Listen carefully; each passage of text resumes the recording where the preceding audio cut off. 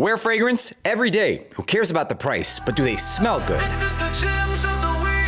What's going on, guys? My name is Nuit. Welcome back to AROMATIX. Today we're going to be talking about some of the latest fragrances that were released and my experience with them in the last week or so. Some of which can go upwards of $500 for a 1.7 ounce or a 2.1, all the way down to a fragrance that's like 52 bucks and works for like literally every single day. So starting things off with one of the newer releases this week was Stronger With You Parfum.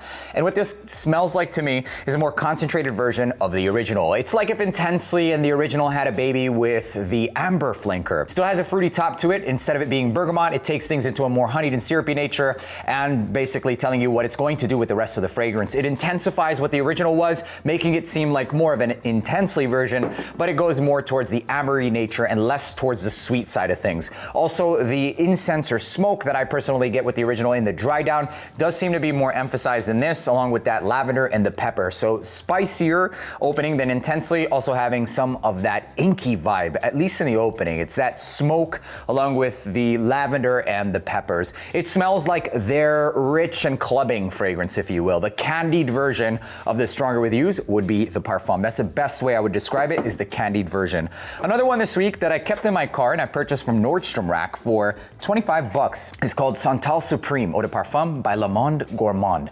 You can find these at Ulta for like 30, 35 bucks, and this smells amazing. This actually smells like lovers, like Louis Vuitton lovers. It's sandalwood and cedarwood and freshness, simple as that.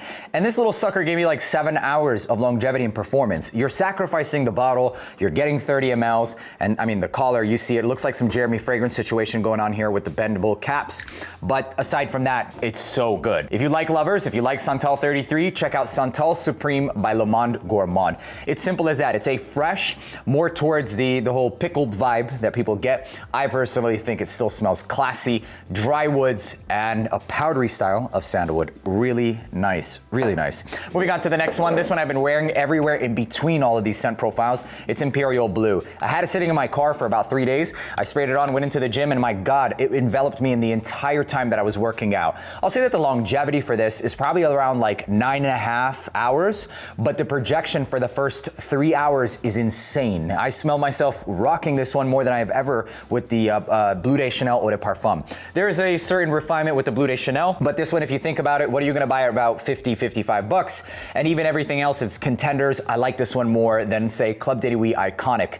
It gets closer, it's stronger, it does project harder than even Bleu de Chanel itself. It smells fantastic. If you were to walk into a, Burlington or something, you'll find Dolce & Gabbana Light Blue, which I still think is fantastic, for around $50. It's a pretty good scent, but it's basic, right? It's simple. It's perfect for the summertime when you just want to smell fresh and clean. This, though, it's got that whole blue gel vibe, like you just came out of the shower and some. It's called Imperial Blue. You can find it right now at, I think, only Beauty House. I would love to see them get more into the market. They have an Instagram. I've been checking them out, and hopefully we'll make them even easier to get our hands on. Next one on this list is going to be Valentino Born in Roma Extra Dose. And at this point, I feel there's so many flankers from this Born in Roma DNA that it's just like, okay, maybe it's time to pump the brakes, just maybe.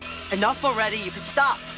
I'm not sure, but it is getting hard to justify each flanker as time progresses. What this one kind of reminds me of is like the original and the intense meet something like YEDP. Yeah, it's like their shower gel YEDP flanker of the whole Born in Roma, if that made any sense. It gets crazy because once you start getting into like the 7th iteration or like the 9th version, where else do you go?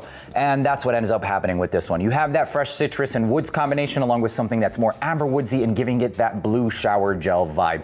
I still think that it's one of the better ones. It definitely is. If you're looking for the freshest, most, I would say, projecting in that sense, it has certain aspects of the Born in Roma. It's not as zingy and crisp, but it has some of those aspects, along with something from the freshness of the original, and then, like I said, with that YEDP shower gel style DNA. But that's pretty much it. The last one I don't have on hand, and God knows I better find that shit because it's $500. I bought it off Dior's website. It's called Ambre Nuit Esprit du Parfums.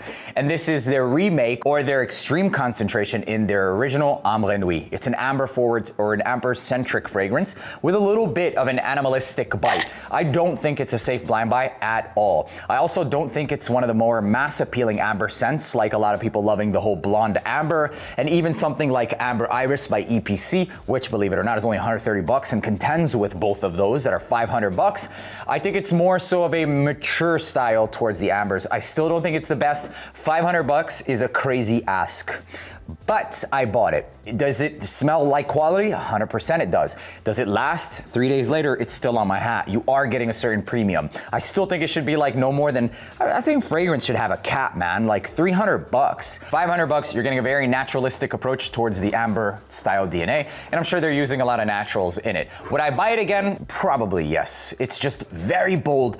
It's very dense. It's for those of you who have a little bit of extra cash and really want to see it done in a concentrated form. But aside from the price, is it good? It is. It can be polarizing though. Like I said, it has a slight animalistic bite, but for the most part, I get this warm, ambery temple style of vibe with vanillic-like undertones. It projects, it performs, and for $500, it better sing too. It doesn't do that, but it's a really good fragrance. I'd buy it again. That's pretty much it. So there you have it, ladies and gentlemen, a couple of new fragrances, and also Acqua di Gio Elixir. I think I put that in my last week. I wore it in last week's rotation. It's the best Acqua di Gio as of right now. My name is Neeb. Let me know down in the comment section what your favorite fragrance wearing this week was, and I'll see you in the next video. Peace.